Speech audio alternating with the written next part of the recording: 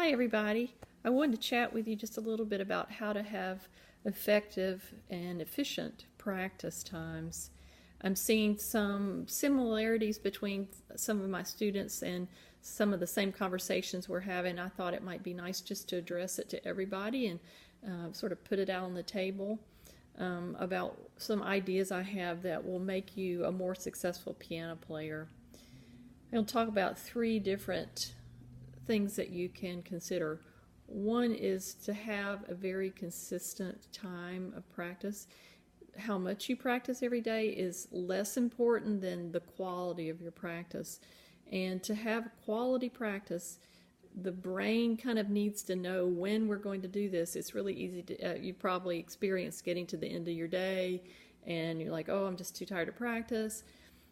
I've found people who are successful typically have about the same time each day to practice. They either like to practice first thing when they get up after breakfast or right after lunch, or some people do it right after work at 5 or 8:30 after your dishes are clean, or whatever it is. But just set a time and say, this is my time. I'm going to protect it. Tell your family members and try to get yourself to the piano at that time.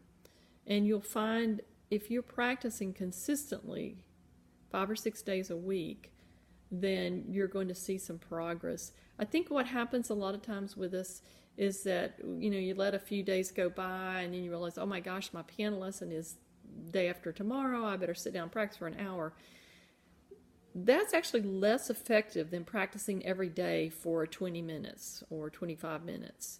And people say, well, I have a lot of pieces to work on. Well, you have to use your time well and effectively. That might mean on one piece you just practice a tiny bit, the part that you're having a hard time with.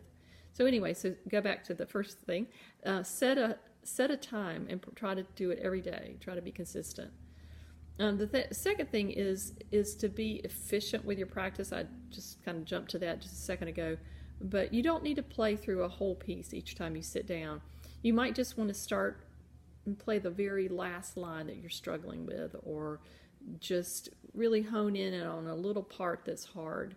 So be efficient.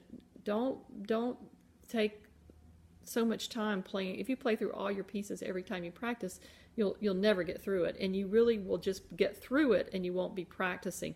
Practicing is different than playing through your pieces. Practicing is a very conscious effort where you say, what is wrong with this piece? What do I need to do to get at the problem? And you can probably guess what the third thing is I'm going to say.